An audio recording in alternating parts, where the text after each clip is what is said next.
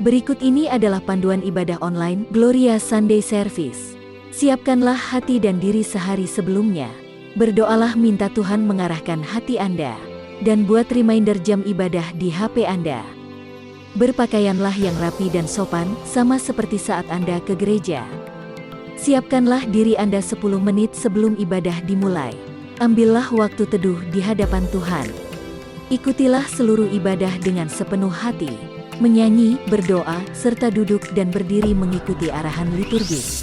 Siapkan diri Anda saat persembahan, persiapkan HP untuk scan kris kode atau transfer.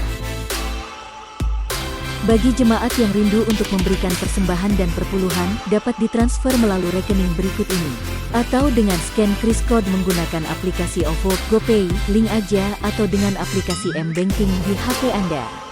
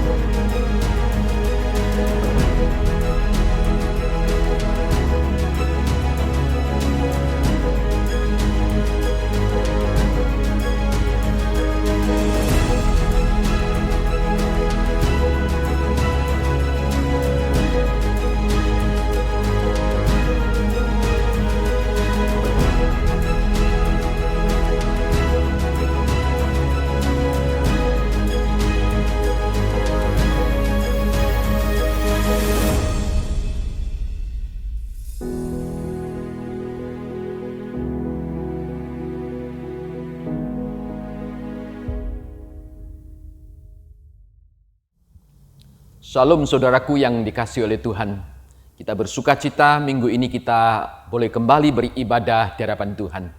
Hari ini adalah hari pertama, minggu pertama di bulan Agustus ini. Bagi Jemaat Gloria kita memasuki akan bulan misi. Mari biarlah dalam masa pandemik semangat misi kita terus membara di dalam kehidupan kita. Persiapkan hati kita bersama-sama beribadah dan saya menyambut Bapak Ibu semuanya untuk beribadah di hadapan Tuhan dan alamilah perjumpaan dengan Tuhan melalui ibadah kita minggu ini. Tuhan berkati kita semuanya.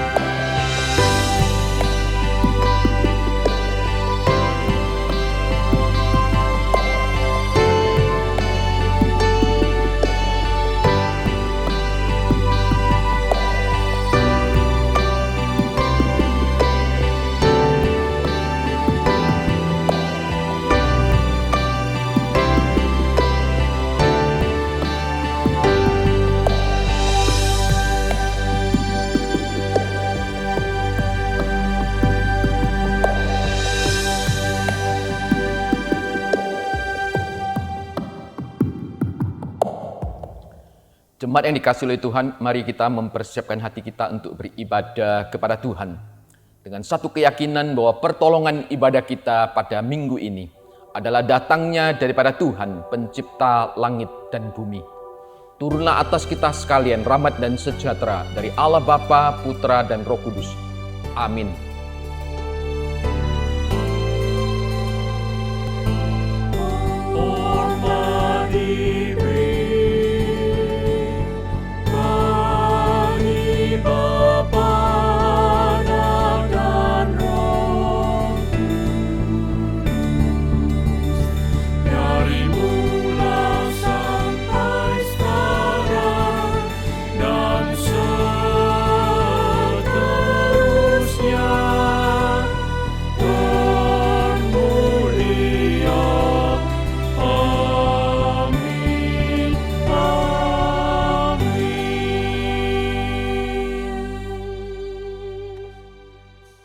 Terpujilah Tuhan, karena Ia telah mendengar suara permohonanku. Tuhan adalah kekuatanku dan perisaiku, kepadanya hatiku percaya. Aku tertolong, sebab itu beria-ria hatiku, dan dengan nyanyianku aku bersyukur kepadanya. Tuhan adalah kekuatan umat-Nya, dan benteng keselamatan bagi orang yang diurapinya. Tiada kata yang dapat mengungkapkan betapa bersyukurnya kita atas pengampunan keselamatan darinya. Mari dengan segenap hati dan kekuatan kita naikkan pujian dan hormat kita baginya, bagi Sang Anak Domba.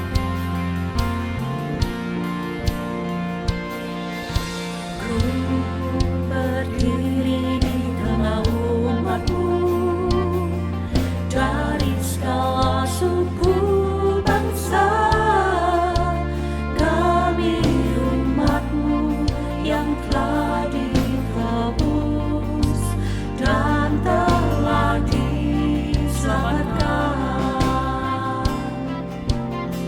Tiada kata layak untuk ku berikan, tiada kata untuk memuji-Mu, tapi ku kan bersorak segenap hati dan kekuatanku. Haleluya, haleluya, bagi Anak Domba. Haleluya, haleluya, darahnya menangguhkan setiap lidah, suku bangsa, semua makhluk dan pulau. Berikan glory, berikan hormat, beri pujian bagi Anak Domba. Berdiri di hadapan-Mu, berdiri di tengah umat-Mu, dari segala suku bangsa, kami umat-Mu yang telah ditebus dan telah diselamatkan. Tiada kata layak untuk ku berikan, tiada kata untuk memuji-Mu, tapi ku kan bersorak segenap hati dan kekuatanku. Haleluya, haleluya, bagi Anak Domba. Haleluya, haleluya, darahnya menangguhkan setiap lidah, suku bangsa, semua makhluk dan pulau. Berikan glory, berikan hormat, beri pujian bagi Anak Domba. Haleluya, bagi Anak Domba. Haleluya, haleluya, darahnya menangguhkan setiap lidah, suku bangsa, semua makhluk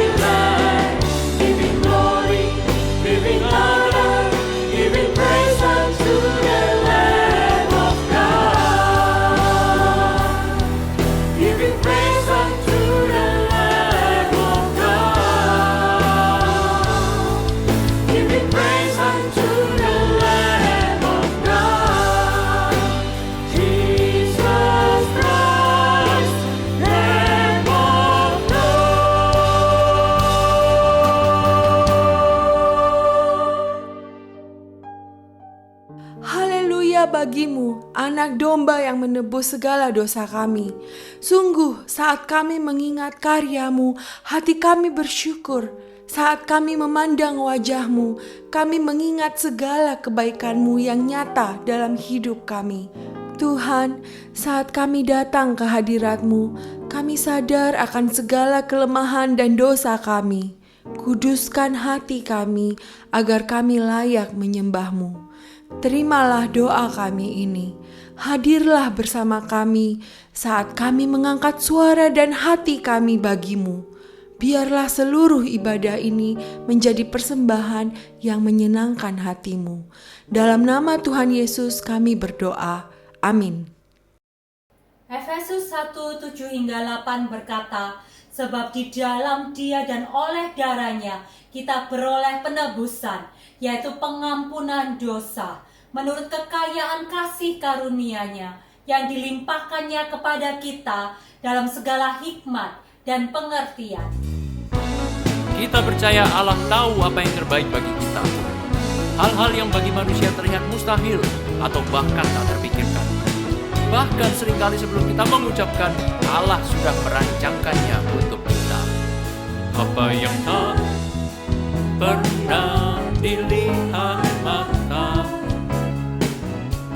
yang tak pernah didengar telinga, yang tak pernah timbul di dalam hati, semua disediakannya bagi yang mengasihi Dia. Apa yang tak pernah dilihat mata, yang tak pernah didengar telinga, yang tak pernah timbul di dalam hati, semua disediakannya bagi yang mengasihi Dia. Allah sanggup melakukan segala perkara, dulu, sekarang, dan selamanya. Kuasa-Nya tidak berubah. Allah sanggup melakukan segala perkara, dulu, sekarang, dan selamanya. Kuasa-Nya tak berubah.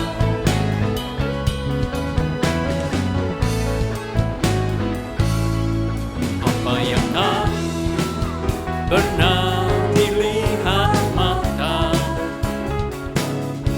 yang tak pernah didengar telinga, yang tak pernah timbul di dalam hati, semua disediakannya bagi yang mengasihi Dia. Allah sanggup melakukan segala perkara, dulu, sekarang, dan selamanya. Kuasa-Nya tidak berubah. Allah sanggup melakukan segala perkara, dulu, sekarang, dan selamanya. Kuasa-Nya tak berubah. Allah sanggup melakukan segala perkara, dulu, sekarang, dan selamanya. Kuasa-Nya tidak berubah. Allah sanggup melakukan segala perkara, dulu, sekarang, dan selamanya. Kuasa-Nya tak berubah, dulu, sekarang, dan selamanya. Dulu, sekarang, dan selamanya. Dulu, sekarang, dan selamanya. Kuasa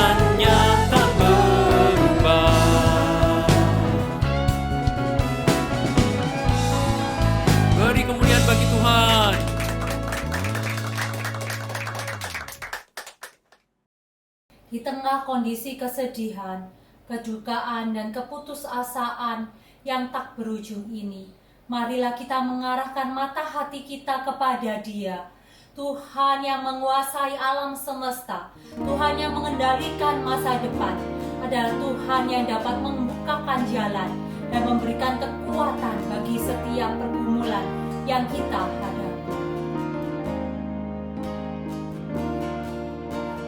Dia buka jalan saat tiada jalan, dengan cara yang ajaib dibukakannya jalanku. Dia menuntunku dan memeluk diriku, dengan kasih dan kuasa-Nya Dia buka jalan, Dia buka jalan.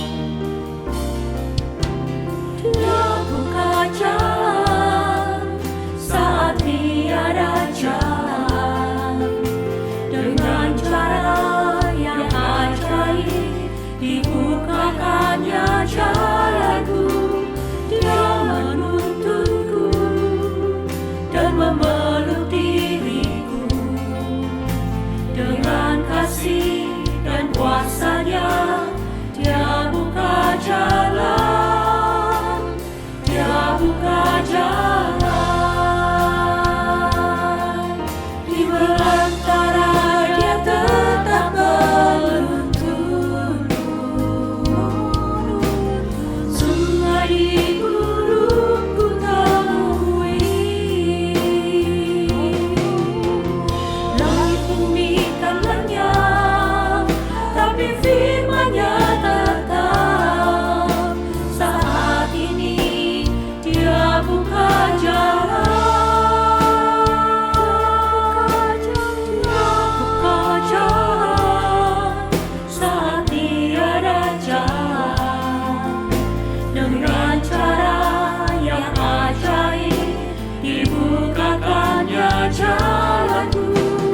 Dia menuntunku dan memeluk diriku, dengan kasih dan kuasa-Nya Dia buka jalan, Dia buka jalan. Di belantara Dia tetap menuntun, sungai di gurun ku temui, langit bumi kan lenyap, tapi firman-Nya tetap. Saat ini Dia buka jalan, Dia buka jalan saat tiada jalan, dengan cara yang ajaib dibukakannya jalanku.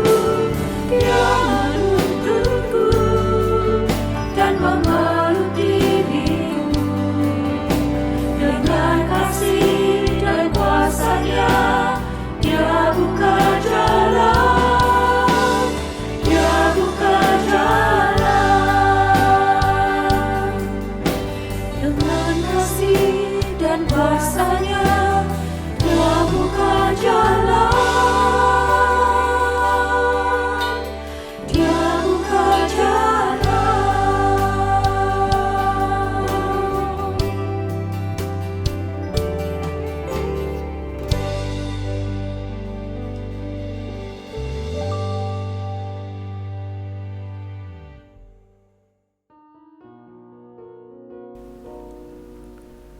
Mari kita bersama-sama berdoa.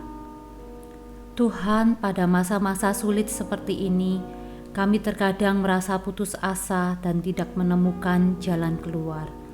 Tapi terima kasih telah mengingatkan kami sekali lagi bahwa kasih dan pengampunan-Mu lebih dari cukup untuk kami.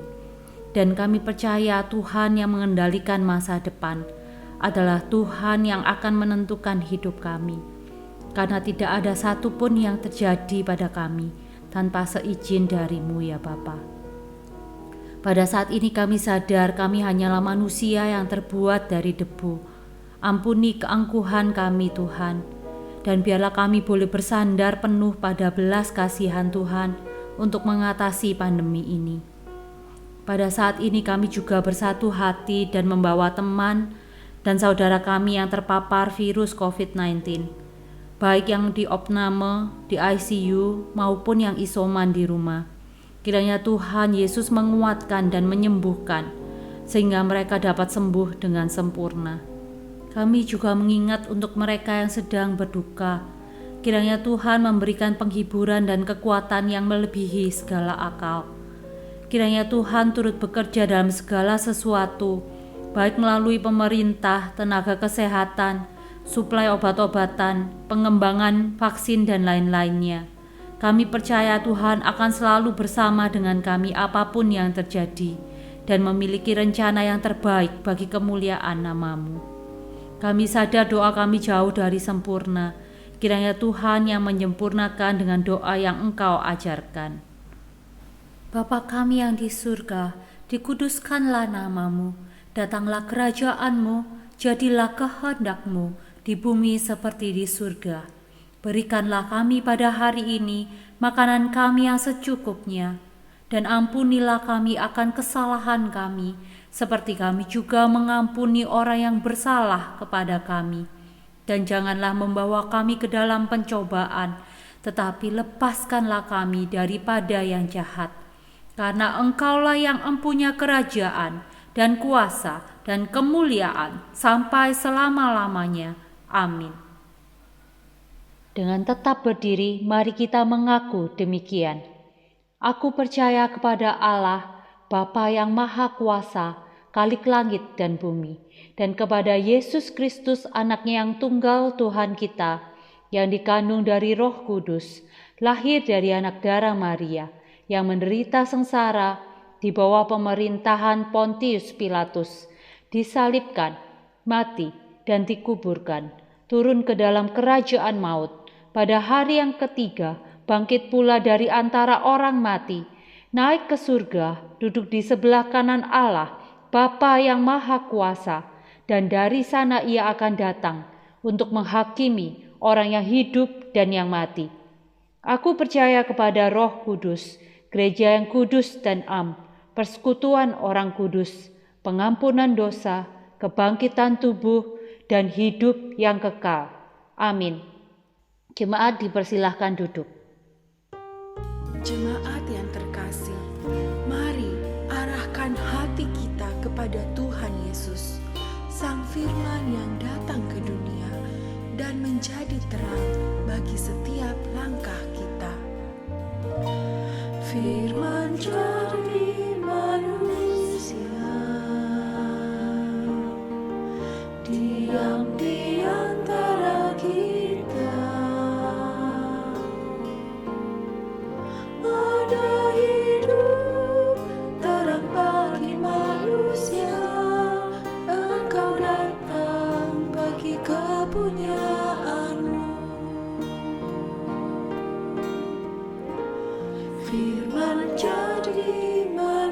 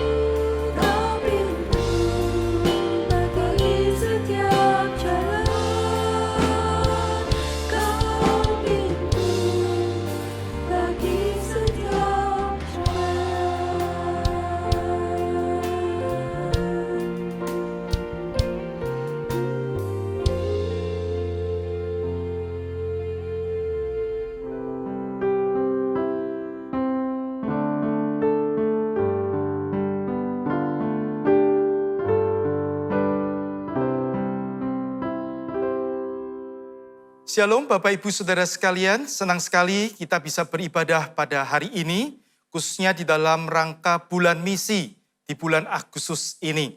Mari sebelum kita membaca merenungkan firman Tuhan, kita akan berdoa. Bapa, kami sungguh bersyukur untuk kasih karunia-Mu di dalam kehidupan kami.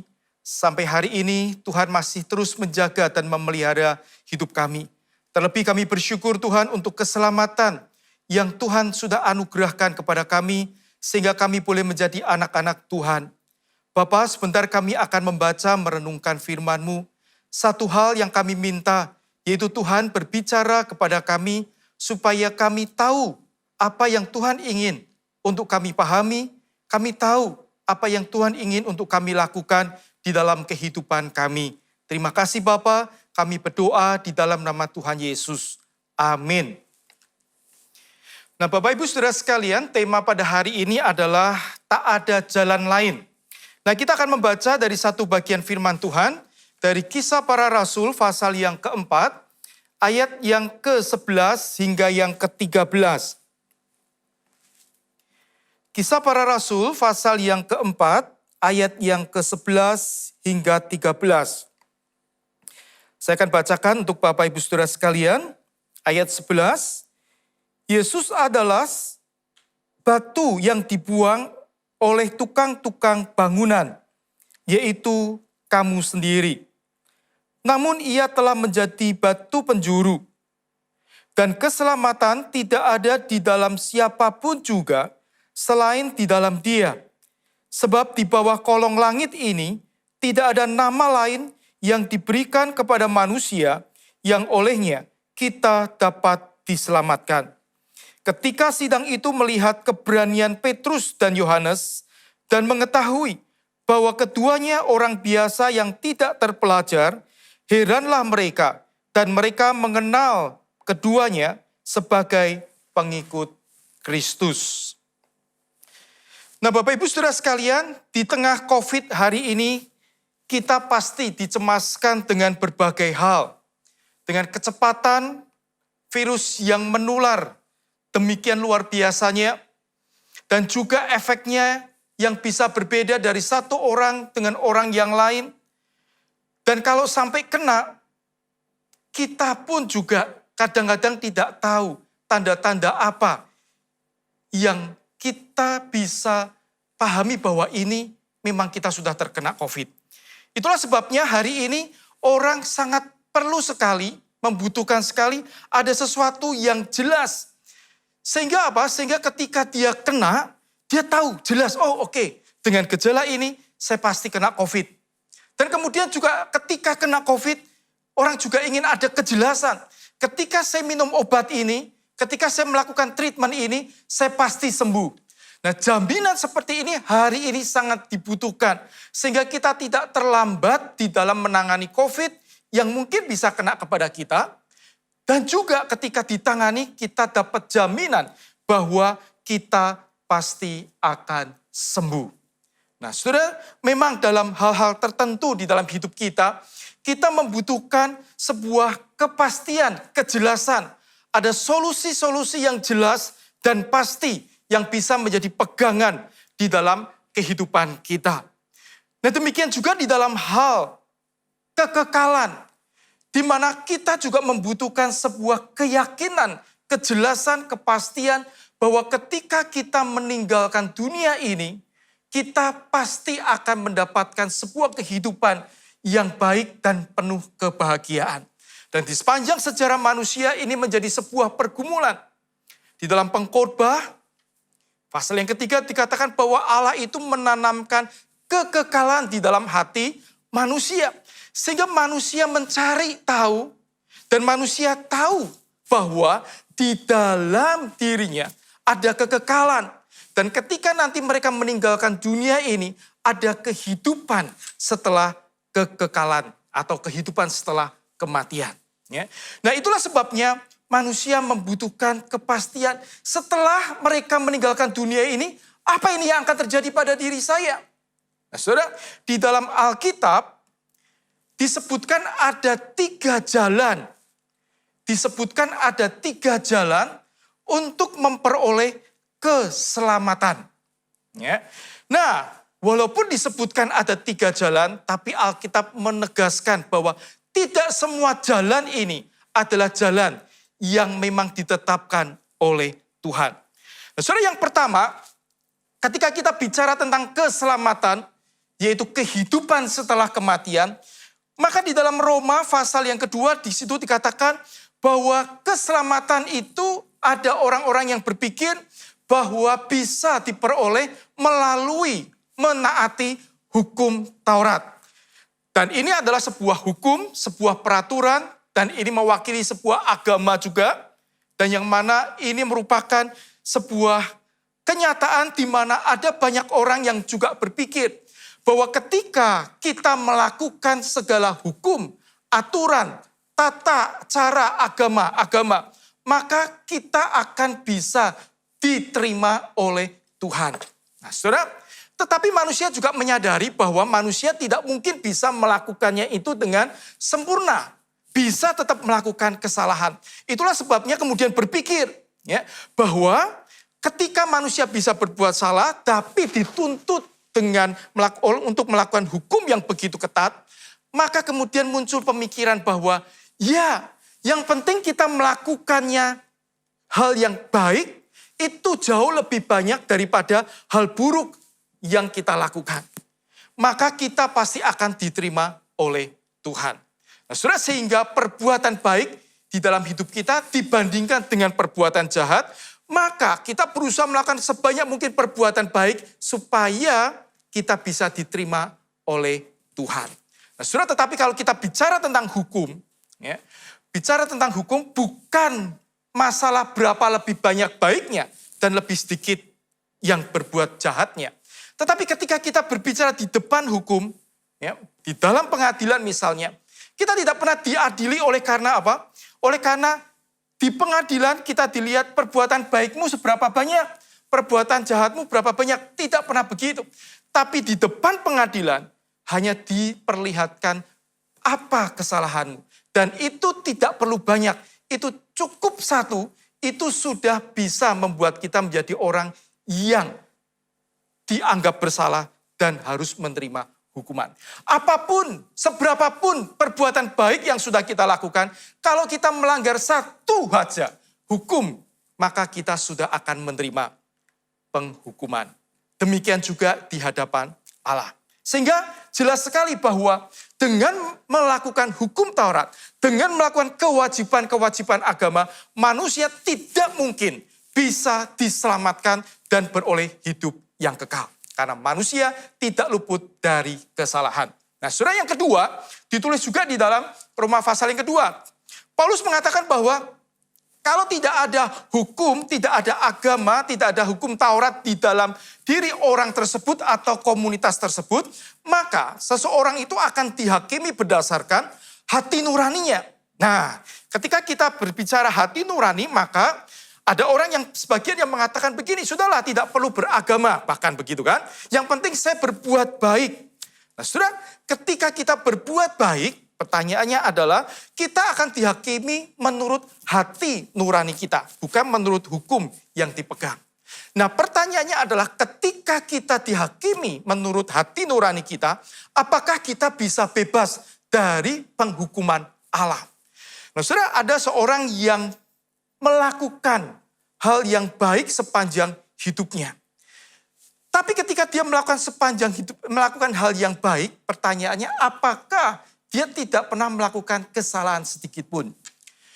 Dan kalau dia tidak pernah mencelakai orang, ketika orang itu berbuat baik, maka pasti kalau orang itu betul-betul adalah orang yang ingin berbuat betul-betul baik, pasti di dalam hatinya ada keinginan, ada kesadaran bahwa saya ingin berbuat lebih baik lagi. Saya ingin berbuat lebih baik lagi. Ketika dia sadar bahwa dia ingin berbuat lebih baik lagi, maka di situ pun dia sadar bahwa dia sebetulnya masih belum baik. Ketika dia tahu bahwa dia masih belum baik, itu sebetulnya hati nuraninya yang berbicara kepada dia tidak sempurna. Nah, sudah sampai di sini kita tahu manusia tidak bisa mengelak dari penghukuman Allah. Karena ketika hati nuraninya sendiri menuduh dia tidak baik, belum baik, itu sudah cukup menjadi satu penghukuman bagi dia. Nah, saudara, dari sini kita bisa menyimpulkan bahwa ketika kita mengandalkan perbuatan baik, mengandalkan kewajiban beragama, itu tidak akan pernah bisa menyelamatkan kita, menyelamatkan manusia. Karena pada dasarnya Alkitab mengatakan kita semua ini adalah manusia yang berdosa dan tidak benar di hadapan Tuhan. Kita berdosa bukan karena kita berbuat dosa, maka kita disebut berdosa. Tapi oleh karena ketika kita dilahirkan di dalam dunia ini, kita dalam keadaan sebagai manusia yang berdosa. Di dalam status manusia yang berdosa. Sehingga mau tidak mau, kehidupan kita, kecenderungan kita, itu adalah berbuat dosa di hadapan Tuhan. Itulah sebabnya bagi manusia tidak ada pengharapan dengan perbuatan baik apapun juga. Dengan jasa-jasanya apapun juga tidak ada harapan. Itulah sebabnya di bagian Alkitab yang kita baca tadi. Itu disebutkan cara yang ketiga yang disebut oleh Alkitab. Yaitu apa? Yaitu keselamatan tidak ada di dalam siapapun juga selain di dalam Dia. Sebab di bawah kolong langit ini tidak ada nama lain yang diberikan kepada manusia yang olehnya ia dapat diselamatkan. Jadi jelas sekali. Hal yang ketiga yang diberitahukan oleh Alkitab dan inilah jalan yang diberikan Tuhan kepada kita. Yaitu bahwa bukan dengan perbuatan baik tapi iman kepada Yesus Kristus. Sebab ketika kita berdosa kita adalah musuh Allah. Ketika kita berdosa, kita dimurkai oleh Allah. Ketika kita berdosa, kita ada dalam status dihukum oleh Allah. Baik sekarang di dalam dunia ini, maupun nanti ketika kita meninggalkan dunia ini. Sehingga sebetulnya sudah tidak ada harapan lagi buat kita. Itulah sebabnya Yesus datang ke dalam dunia.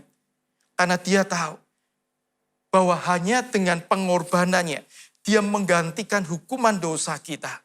Maka ketika kita percaya kepada dia, dia akan mengampuni segala dosa dan kesalahan kita. Nah saudara, ketika di dalam ayat ini dikatakan keselamatan, keselamatan itu tidak hanya menunjuk nanti masuk ke surga. Bukan hanya itu.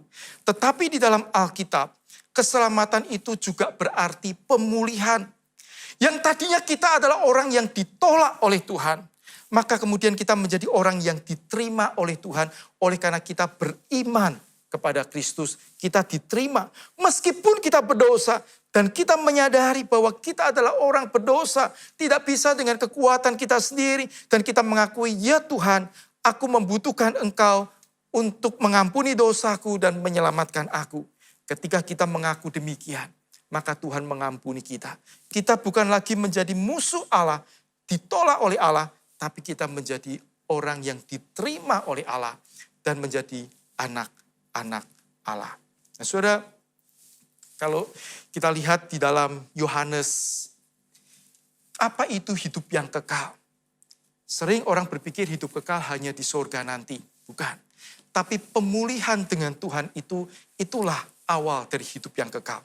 Karena itu di dalam Yohanes dikatakan inilah hidup yang kekal itu, yaitu bahwa mereka mengenal Engkau Bapa ya, dan mengenal Yesus Kristus. Artinya mengenal itu apa? Yaitu menjadi satu, memiliki relasi yang dekat, yang akrab. Itu artinya hidup yang kekal. Dan kalau hari ini sebelumnya kita menjadi musuh Allah, tapi kemudian kita diperdamaikan dan dipersatukan dengan Allah, maka hari ini adalah kita mengenal Allah, kita dipersatukan, kita sebetulnya sudah mendapatkan hidup yang kekal itu di dalam diri kita. Nanti setelah kematian bagaimana? Kalau hari ini Tuhan Yesus ada bersama-sama dengan kita, kita menjadi satu dengan Kristus, maka pada waktu menjalani hidup ini kita bersama Kristus, maka ketika kita dalam kematian kita bersama Kristus, setelah kematian pun kita akan ada tetap bersama-sama dengan Kristus. Dan kalau Kristus itu ada di surga, maka otomatis kita juga akan ada di surga. Itulah arti hidup yang kekal. Ini sebuah persekutuan yang penting, pemulihan di mana kita diterima oleh Tuhan, bukan hanya nanti, tapi sekarang kita mengalami Tuhan di dalam hidup kita. bersama dengan Tuhan. Nah, saudara, saya tidak tahu hari ini apakah kita ada di antara kita yang masih belum percaya menerima Tuhan Yesus secara pribadi di dalam hidup kita. Saya mengenal ada beberapa orang yang rajin ke gereja, bertahun-tahun, bahkan berpuluh-puluh tahun datang ke gereja dan menyebut diri orang Kristen. Tetapi ketika ditanya apakah kamu mau menerima Tuhan Yesus sebagai Tuhan dan Juru Selamat, dia katakan saya belum siap. Saya belum siap. Saudara, saya tidak tahu apakah ada di antara kita yang hari ini mungkin sudah beribadah kepada Tuhan cukup lama. Mungkin kita sudah menjadi Kristen tahunan, puluhan tahun. Tetapi pertanyaannya bukan menjadi Kristennya yang paling penting. Pertanyaannya bukan apakah saya berbuat baik, bukan itu yang utama. Bukan apakah saya taat beragama, bukan itu. Tapi pertanyaannya adalah apakah saya sudah memiliki hubungan yang pribadi bersama dengan Allah di dalam Kristus Yesus. Ketika kita tidak memiliki hubungan pribadi dengan Allah di sini, di dunia ini, sekarang ini, maka kita tidak akan pernah punya hubungan bersama dengan Allah ketika kita meninggalkan dunia ini. Dan kita tidak akan pernah bersama-sama dengan Dia di surga. Saudara, itulah sebabnya penting hari ini. Kalau ada di antara kita yang belum menerima Kristus, ini waktunya yang tepat. Di tengah-tengah pandemi ini, ada banyak orang khawatir. Apakah saya bisa melewati pandemi? Saudara, tetapi bukan hanya itu yang Tuhan inginkan. Bukan masalah kita punya ketakutan terus kemudian kita percaya Yesus. Tapi karena Tuhan sangat mengasihi kita. Tuhan tidak pernah memaksa kita untuk percaya Dia. Tapi Dia menawarkan kasih-Nya. Dia menawarkan keselamatannya. Dia menawarkan penyertaannya di dalam hidup kita. Dan itu hanya bisa diperoleh ketika kita percaya dan menerima Kristus sebagai Tuhan dan Juru Selamat kita. So, yang kedua, mungkin di antara kita ada orang-orang yang juga sudah lama percaya kepada Tuhan Yesus. Dan saya yakin itu. Tapi pertanyaannya adalah apakah hari ini kita memiliki satu keyakinan bahwa hanya di dalam Yesus Kristus ada keselamatan. Ada orang-orang percaya, orang-orang Kristen yang berpikir, ya saya percaya di dalam Yesus dan saya menerima Yesus. Tetapi saya tidak mengatakan bahwa di tempat lain, di agama lain, orang tidak bisa diselamatkan. Tapi kalau saya ditanya, apakah saya percaya Yesus? Ya, saya percaya Yesus. Tapi saya tidak mengatakan di agama lain atau di kepercayaan lain tidak ada keselamatan. Surah ayat yang kita baca ini sudah dengan jelas mengatakan tidak ada nama yang lain yang diberikan oleh Allah selain Yesus Kristus supaya manusia bisa diselamatkan. Dan kita juga sudah melihat bahwa bukan ketaatan kepada agama dan perbuatan baik, tapi hanya iman kepada Kristus. Dan ketika kita mempercayai, ya betul, aku tahu, dan aku percaya, dan aku sudah mengalami Kristus di dalam hidup kita, di hidup saya.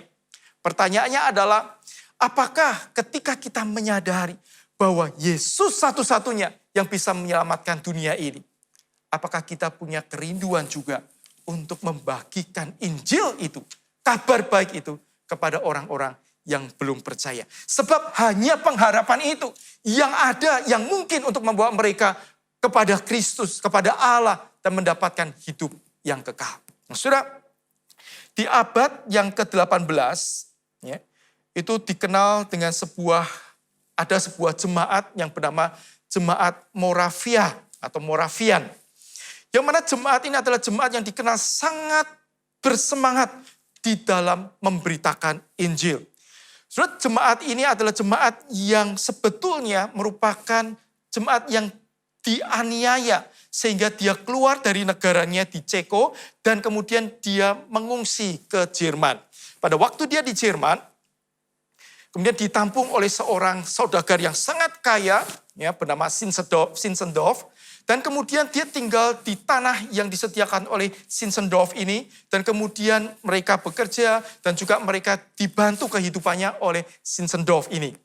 Dan sudah beberapa waktu setelah mereka tinggal di sana, kemudian Zinzendorf tahu mereka adalah orang-orang yang sungguh-sungguh di dalam Tuhan. Dan Zinzendorf sendiri adalah orang yang sungguh-sungguh di dalam Tuhan. Dan kemudian dia sharing kepada mereka, orang-orang Moravian ini. Menceritakan tentang adanya daerah-daerah, negara-negara yang hari ini belum ada Injil. Belum ada orang pergi ke sana untuk memberitakan Injil. Dan dia minta, yuk kita doakan bersama-sama supaya Kristus boleh dikenal di sana. Saudara, ketika mereka mulai mendoakan, maka dicatat di dalam sejarah gereja, maka kemudian ada orang-orang Moravian yang kemudian memberikan diri untuk pergi ke sana.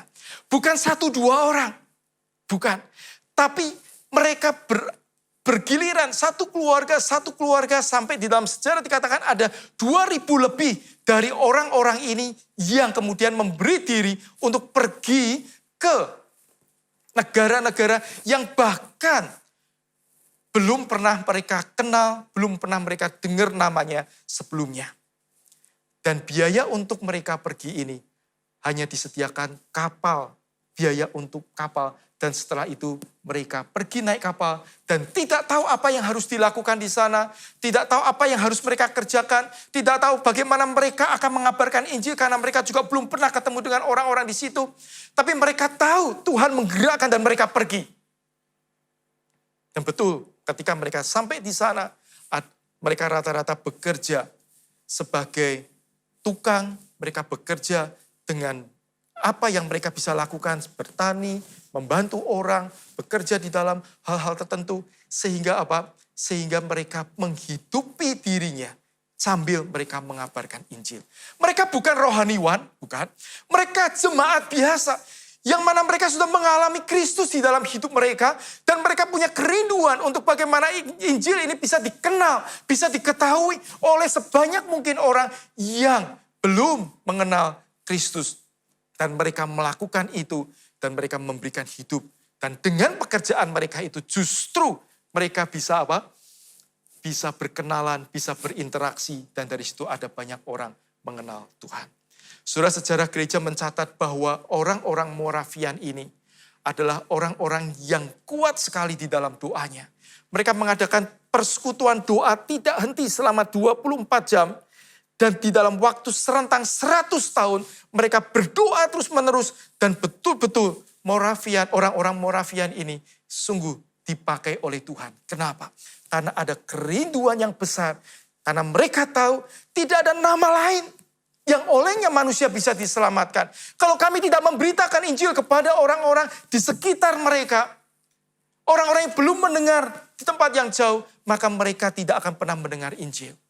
Dan saudara, bagaimana dengan kita hari ini setelah kita percaya Yesus di dalam hidup kita? Apakah kita juga memiliki semangat seperti orang-orang Moravian ini? Yang mana kita tahu tidak mungkin orang bisa diselamatkan di luar Kristus. Saya sendiri sudah mengalami Kristus mengubah hidup saya. Saya sudah mengalami bagaimana saya hidup bersama dengan Tuhan. Bagaimana sebelum saya mengenal Kristus dan setelah saya mengenal Kristus, sungguh ini adalah anugerah yang luar biasa yang saya terima dari Tuhan. Dan ini dibutuhkan oleh semua orang. Dan kalau kita memiliki hati yang demikian, pasti ada kerinduan yang kuat untuk mendoakan orang-orang yang ada di sekitar kita. Kita tidak harus pergi tempat-tempat yang jauh seperti orang-orang Moravian ini. Tapi kita bisa mulai dari orang-orang yang ada di dekat kita. Keluarga kita, saudara kita, orang-orang yang bekerja bersama kita setiap hari. Orang-orang yang kita kenal, famili kita. Orang-orang yang bersama-sama dengan kita ketika kita mengerjakan atau melakukan hobi kita. Itu adalah orang-orang yang Tuhan sudah tempatkan bersama dengan kita, di dekat kita, dengan satu tujuan, supaya apa yang kita alami, itu juga boleh mereka alami bersama dengan Tuhan. Itulah sebabnya kalau kita baca ayat yang ke-13, itu sangat indah sekali kalimat di situ. Ketika sidang, yaitu para tokoh agama pada waktu itu, ya, mendengar atau melihat keberanian Petrus dan Yohanes, dan mengetahui bahwa keduanya adalah orang biasa yang tidak terpelajar. Heranlah mereka. Dan mereka, orang-orang itu mengenal keduanya sebagai pengikut Kristus. Yohanes dan Petrus di dalam keterbatasan mereka, tapi mereka punya keberanian, mereka punya kesungguhan, sehingga orang-orang itu tidak lagi berpikir mereka terpelajar atau tidak terpelajar, mereka orang kaya, tidak orang kaya. Mereka tidak berpikir seperti itu lagi, yang mereka lihat adalah mereka ini adalah pengikut Kristus yang sungguh-sungguh. Nah, saudara, saya tidak tahu di dalam hidup kita apakah orang-orang di sekitar kita melihat kita adalah orang yang sebatas, oh orang ini luar biasa hebatnya, orang ini diberkati Tuhan, orang ini kaya, orang ini terpelajar, orang ini pintar. Apakah mereka hanya mengenal kita sebatas itu, ataukah mereka tidak pedulikan itu, tapi mereka justru melihat kita yang paling menonjol, kita dikenal sebagai orang-orang yang mengikut Kristus di dalam hidup kita. Oleh karena ada keberanian, oleh karena ada kesungguhan di dalam hidup kita, percaya Yesus, hidup bersama Yesus, dan betul-betul punya kerinduan besar untuk orang lain mengenal Kristus dan memberitakan Yesus di dalam hidup kita. Saudara, biarlah ini menjadi refleksi kita, dan biarlah di dalam bulan misi ini kita boleh digairahkan kembali hati kita oleh Tuhan. Tuhan yang mengasihi kita, Tuhan juga mengasihi orang-orang lain yang belum percaya. Tuhan mengasihi kita lebih dulu untuk kita diselamatkan, supaya kita juga bisa berbagi kasih itu kepada orang-orang yang belum percaya. Mari kita tunduk kepala, kita berdoa. Sungguh Tuhan, kami bersyukur untuk kasih setiamu di dalam kehidupan kami. Dan kami berdoa Bapa, biarlah kasih setiamu itu tidak berhenti di dalam diri kami saja. Tapi biarlah itu boleh mengalir keluar kepada orang-orang yang belum percaya. Hari ini, kalau kami sudah lama percaya Yesus, berikan kepada kami gairah itu lagi. Berikan kepada kami hidup yang haus akan Engkau. Hidup yang rindu untuk dekat dengan Tuhan. Supaya kami tiap-tiap hari mengalami Tuhan di dalam hidup kami. Dan ketika kami punya pengalaman pribadi tiap-tiap hari bersama Tuhan, maka kami tahu itulah yang akan menggairahkan hati kami untuk berbagi Injil kepada orang lain. Tuhan, mungkin ada di antara kami yang belum pernah menerima Kristus secara pribadi. Biarlah kesempatan ini Tuhan, kami menyadari bahwa kami adalah orang berdosa. Kami membutuhkan Engkau sebagai Tuhan dan Juru Selamat kami, yang mengampuni dosa-dosa kami, dan yang juga menuntun hidup kami setiap hari sampai kami meninggalkan dunia ini. Tuhan, kami mengundang Engkau sebagai Tuhan dan Juru Selamat, dan biarlah Tuhan tolong kami untuk kami sungguh-sungguh hidup berjalan bersama Tuhan, dan juga berbagi apa yang kami alami bersama Engkau kepada orang lain. Terima kasih Bapa, kami berdoa Tuhan, biarlah Kau pimpin supaya sungguh-sungguh di dalam hidup kami menjadi hidup yang memuliakan Tuhan. Terima kasih, kami berdoa di dalam nama Tuhan Yesus. Amin.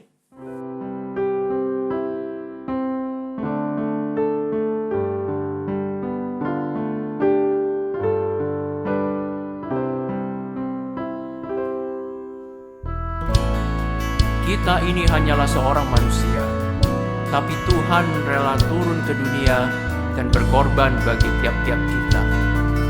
Apa yang bisa kita balas? Kiranya kita semua diberikan hati yang penuh ucapan syukur, dan kiranya apa yang kita perbuat itu semata-mata hanya untuk menyenangkan Tuhan.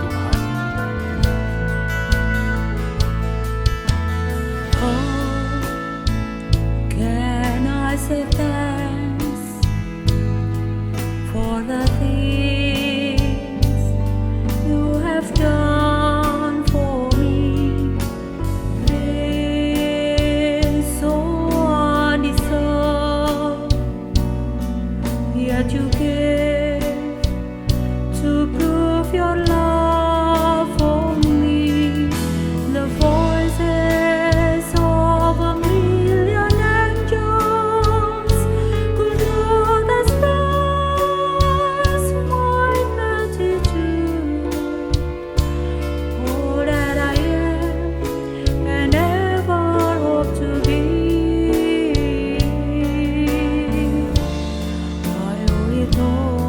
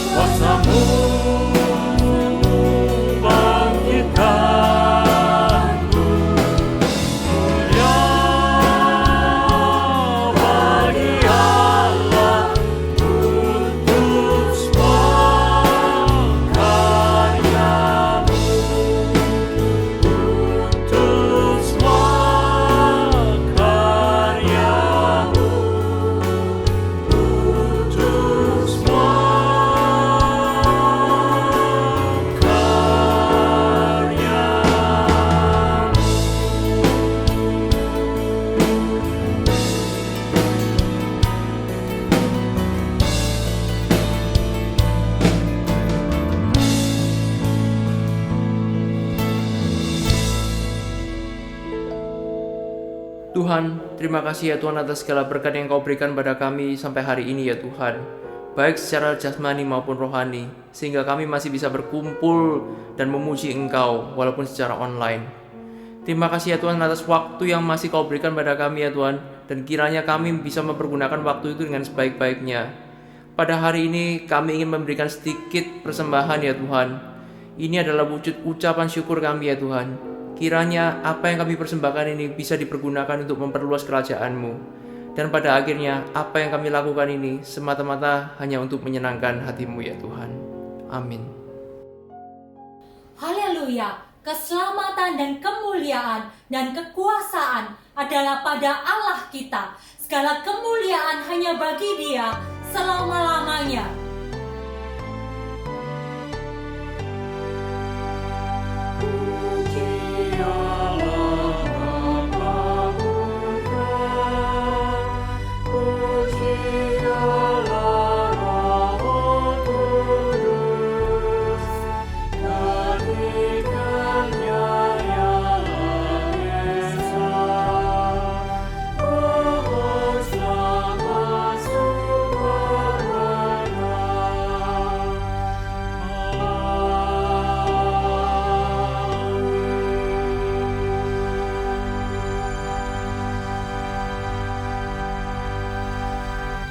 Jemaat yang dikasihi oleh Tuhan, mari arahkanlah hatimu kepada Kristus dan terimalah berkat yang datang daripada Tuhan. Kiranya kasih daripada Allah yang sempurna, keselamatan daripada Tuhan kita Yesus Kristus, persekutuan, penghiburan, dan pertolongan dari Roh Kudus adalah menyertai saudara sekalian, mulai dari saat ini dan sampai selama-lamanya. Amin.